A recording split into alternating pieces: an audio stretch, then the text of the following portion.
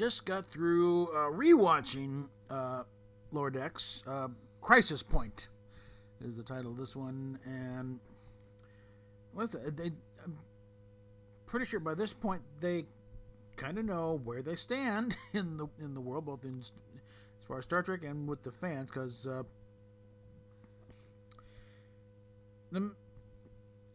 starting off, you got Mariner clearly in violation of the Prime Directive in this thing. I think she's trying a much more old school type thing, like Rick Overton used to, or someone had a routine where Kirk, it's like, to throw off your primitive values and screw like crazy, but throw off your primitive gods and go nuts, but and it's one of those cases of, she was overall probably right, but the way she did it was completely wrong.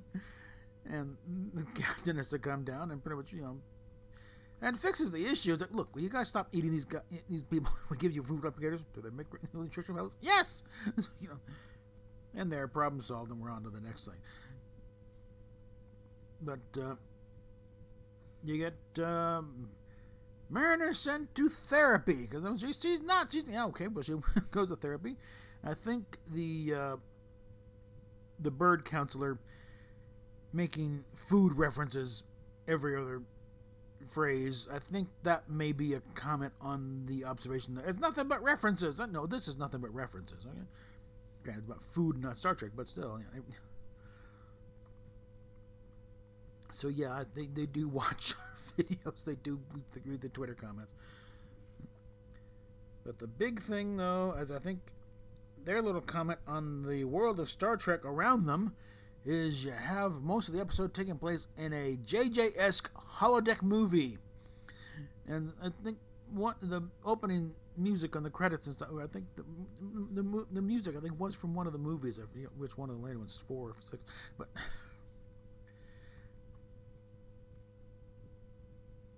and of course, lots of lens flares, and the trip around the Cerritos was pure hardcore starship porn. It's like, look at every possible angle and spinning around, and Chief Engineer Billups was literally openly sobbing as we're going around this thing. It was fun. But if you look, it's like they even had little film scratches as the episode went on, and it was slightly wider screen. So they're playing all the movie tropes, and even the way the Cerritos went into warp was right out of JJ with a sparkle. So for the canonistas out there, you can take this and mean that no, they don't go to warp like that in real Star Trek. They do that only in the fake stuff. And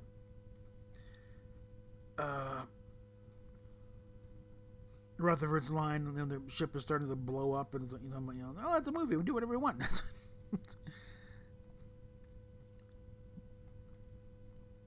But it did get, yes, there's a lot more to.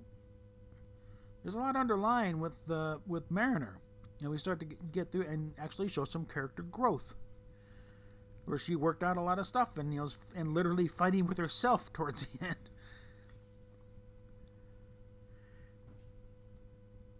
It's really kind of a reverse Mary Sue. I mean, she has the potential to be one of the best officers in the fleet. She should be a captain in her own right by now, but something happened to make her just slag off everything. But she doesn't really want to leave Starfleet just yet. Starfleet doesn't want to lose her, clearly, or they would have cashiered her out by now.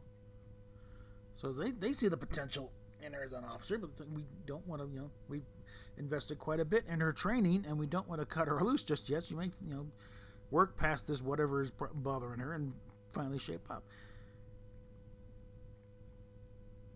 We only really had one direct reference. It was Zahn. You mean such a Zahn? Who's Zahn? Exactly. Star Trek Phase 2. It was going to be David Coutreau. David Coutreau? That who play? He ended up playing.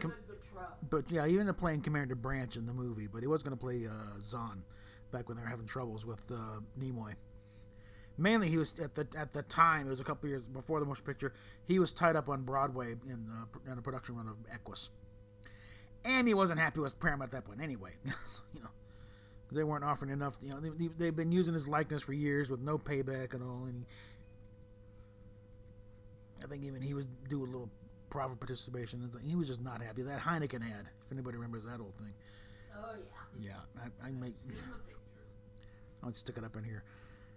But yeah, that's what that'll mean. But you got, you know, Mariners, you know, takes Boimler's little, you know, attempt to try and get an edge on the, you know, little interview he's coming up with the captain, and turns it into Mama's got to vent a little rage. So, and she dives in with it on both hands and goes nuts. Wait for him and Tendi goes like, that's it. You're gone. This isn't fun anymore. And addresses a little kind of, you know, borderline racist attitude towards Orion. It's okay, yeah, it's, you know, a lot of Orion, but I'm not. Okay. No. And I had to look where that outfit came from, because I think that outfit that Tendi is wearing through most, I think that actually came from Star Trek Continues, from Lolani. I don't think that was from any of the Enterprise episodes or anything else. So guess what, Vic? You got a well-placed fan in the oh, we got a voice file from that's stuff to deal with later. But okay. Please don't tell me it wasn't Rachel. It was. Damn you. Well, it didn't ring on her, but anyway. We'll pause here for a moment. 20 minutes later. Okay. Yeah, we got. The exchange between Billups and Rutherford. I'm wondering if they're starting to think that, you know, they're going the angle of the two of them are gay. Fine, whatever. You know, something we discovered in the course of, and not saying, "Hey, meet our two gay officers." You know, we're just kicking off. No, it's we developed that. We learned to like them a little bit. You know, that's the way you do it. Okay, these guys know what they're doing when they write the show. But yeah, I think it's starting to find its own. There is some serious thought and insane attention to detail in this. You'll go, oh, yeah, no, Rick and Morty is really surreal stuff. This is not. It's a little more, you know. I mean, you still got the big, you know, but it's almost similar to the style I used to draw when I was, you know, in grade school, you know, which was actually identically to the way they do South Park, but no, you got the cartoony style there, but it's a little. There's a solid anatomy there. There isn't Rick and Morty, so this is more Venture Brothers than Rick and Morty. But yeah, you actually get, you know, wind up with Mariner because in part of the simulation he duplicated everybody in the crew, including Mariner. So Mariner winds up fighting herself. You know, Vindicta is raging and really getting into it. It's like her rational self, and these are based mainly on their own personal logs. So you get the personalities filled in, the computer fills in the gaps. So the holodeck Mariner is a little more forthcoming about you know, her feelings towards, you know, Starfleet and working in the, you know, on the ship, and recognizing that her mother is trying to care for her in a bitchy, overbearing mother way. You know, but I don't know. Let's see. I think, you know, as we dig a little more here, we find, you know, that somehow she screwed up previously, because some Starfleet rule or regulation said you can't do that. But these people are, well, whatever, you know. She broke the rule. And it's one of those cases, I think it's one of those cases of where, yeah, you were right in principle, but you violated very serious rules, and we can't let that go. So, it's a case of her dad's an admiral, her mother's a captain. We leave it to you guys. What do you want to do with your with your daughter? It's like there's going to be a reduction in rank if nothing else. So they busted all the way down to ensign. And it's like, well, It's either stick her on the Cerritos or she goes back to Earth and works in a Starbucks, and we lose a potentially very good officer. Because it's an indication that up until that point she had a pretty good record, and the people in her graduating class thought she'd be the first one to make captain. And before we started, I said Mary Sue. Jim Kirk was that kind of officer. Because screw JJ and the later revision. Hey, the rebel. No. Watch actual Star Trek, okay? Watch the real stuff. James Kirk was a by-the-books officer for the most part. Gary Mitchell described him as a stack of book with legs at the Academy, okay? And at some point when he became an instructor at the Academy, you in Lieutenant Kirk's class, you were the think or sink, He only violated rules when those rules no longer applied and he had to make up something on the fly. Then he went a little nuts. But for the most part, no. It was like he was by the books, hard-ass regulation.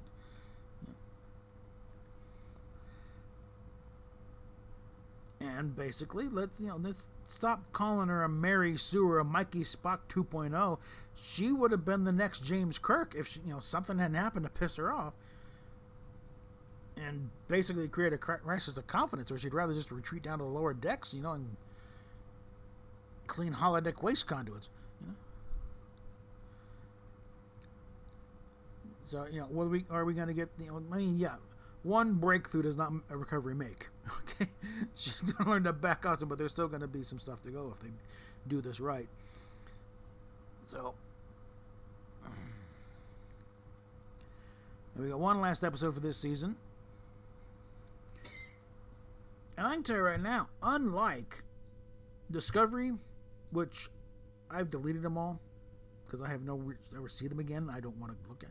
I'm keeping the lower decks ones. I have no problem watching them over again. Picard I only have because I had some grand scheme of just editing out all the fluff and seeing just what was there. And after some, I think I'm going to probably kill them off too.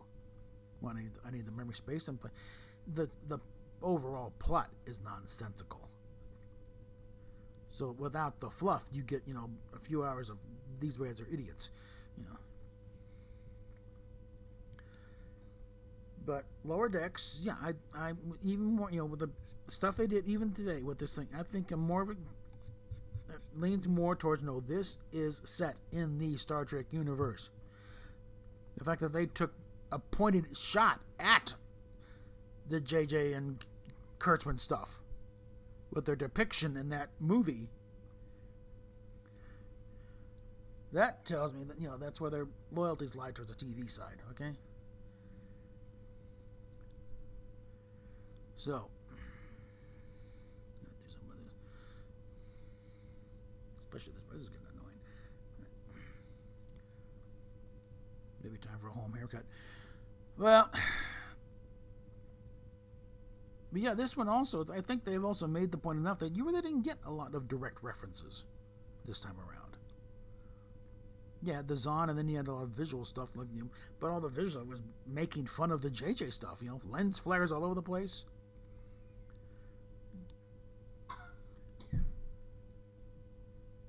And again, the approach to the Cerritos was a pure hardcore starship porn. Every possible angle. And again, lots and lots of lens flares.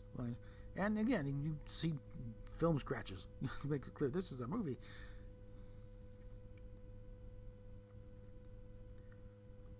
And everyone's thinking, oh, when Kurtzman's gone, it's all gone. No, I think they're gonna keep Lower Decks. Just scrub away the Kurtzman stuff in the credits because they don't do anything with the show anyway. This is McMahon and his crew again. I'm gonna keep saying this till somebody fucking believes me. But and again, we got one more episode, and that's it for the season. So, and then it's on to arguing about it for the next few months. About this is atrocity. This is a big thing. It kind of goes with my thing. I think, let's say McHale's Navy was the only representation we had of World War II. Or World War II on TV and the movies. Yeah, it would be. It would seem an insult. Because you have it looking like, oh, out in the Pacific, they were just having a good old time, racing their PT boats around and causing hijinks. And yeah, you don't have the serious, you don't have like a We're Expendable where, you know, people are getting blown out of the water, you know. And guys are saying, you know, don't go, if you get stuck out there, don't go to that island, they'll eat you, literally. Or if Hogan's Heroes was it, and you didn't have a Starlog 17 or The Great Escape or any of the war movies, or if F Troop was the only Western you had, you didn't have Gunsmoke or have Gun Will Travel, or any of the more, you know, The Rifleman, you know, or anything of those other more grounded, serious Westerns. It was just like, you know, the life in the Army in the 1870s was just fun. The Indians were stupid, you know. Yeah, I think this is why why so many people say, this is an insult, it's trampling all over Roddenberry's vision. One, you didn't know what the hell Roddenberry's vision is, okay? Roddenberry didn't know what his vision was. It was an evolving thing. He'd be the first one to say, I don't know what my vision is. It's all over the place. It evolves. It's a constantly growing thing. His initial vision was, you know, I'd like to make make a living at this. You know, I got kids to feed, okay?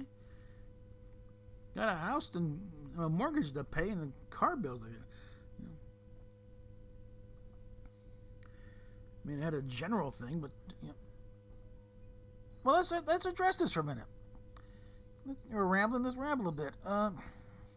What is Starfleet looking like in the Lower Decks universe? The only real anomaly is the Cerritos, and the fact that they haven't, you know, cashiered Beckett out of, you know, Mariner out of Starfleet by now because she's such a screw up. Starfleet is functioning. No one's backstabbing anybody to get ahead. The society in the Federation seems perfectly fine. No dystopia. And then again, everyone's fed. Everyone's literate. Yeah. So yes, we have, you know, we have Federation society as it was presented in the Next Generation, and DS9 and Voyager and all that. You know, it's the Federation we know and would like to live in. And I put it to you, there's one way to do Starfleet. Look, this kind of shows Starfleet will put up with a bunch. Okay, you're not going to get the Enterprise. You may not be on the front line of the best, the toppermost of the poppermost. They used to, the Beatles just say. But Starfleet is also big enough, and they will find something for you. You know, there's a job that, you know, doesn't require you to be the finest of humanity. Okay, you don't have to have the sterling morals, you know, of a Christopher Pike to clean out a conduit or work on a turbolift. You know, they'll find something for you. There's a very large range of vessels and mission types, and everyone's got to do something. Okay. They'll think you're the best of it, you know. No. They're just people. People are still people there, you know. They've gotten past the petty jealousies and backstabbing thing and greed or whatever, but they're still people, you know. They're still going to get mad at something. Which I think is, you know, what Veritas was addressing last week. It's like, no, we're not. They screw up all the time. You know. And the Doctor walking on the Alhambra instead of the Cerritos. You know, these ships all look alike. You know.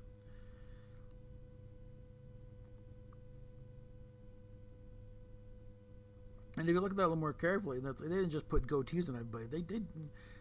They gender swapped. The captain was a male. You know, they removed the boobs. Their security chief in the back was, you know, that boob, you know, was just a big brawny female. You know, they did. It wasn't just, you know, putting goatees on everybody. You know? I think this show will age better. Again, once the stink of Kurtzman Trek is finally removed, and this ship is when this show has a proper, serious Star Trek backing it up. When you get a new Star Trek show on the Enterprise E, say, because it's too soon for the F, where you see the more serious, you know, adventures on there, and the exploring and the, you know, pontificating and whatever else. Then you'll have a proper backdrop for which to set a Lower Decks. It's kind of we're putting the cart ahead of the horse on this thing, but the only opening we got, take what you can. So again, I say, be patient, people, okay? It's not that bad. In fact, I laughed my ass off through this one, okay? I'm going to sort of rolling credits and everything else, and Mariners don't get therapy, okay. So, just again, and they're anyway thinking for this show's swift demise. There's all the money issue there, and this show is dirt cheap to produce, especially when compared to the Kurtzman fiascos of Discovery and Enterprise, where they're talking multiple millions of dollars to produce, and this one is maybe $500,000 per episode. We're talking this show is adjusting for inflation, cheaper than the original series, and all the other ones, because the other ones also average about $1 million an episode. And the original series was about that level when you adjust for inflation. It's about $1 million an episode. And again, with all the assets they've already racked up, because they've got the computer models of the ship and the characters, that's going to come down. So in that case, it's only doing so. It only has to do so much to justify the expense, Because again, most of the ratings, they're not just worried about how many people are watching. It's not a popularity contest. It's all again, it's all advertiser driven. That's where the numbers come in. Do the ratings justify the ad rates that this show has to do in order to break, in order to pull a profit? And for Lower Decks, it doesn't have to be that high. They can skate by on the whole dismal ratings. And if nobody else, they can put this thing on Adult Swim, okay? And it would sail, okay? Anyway, gone long enough. PayPal, Patreon down below, and Subscribestar and other things. And we will talk at you later.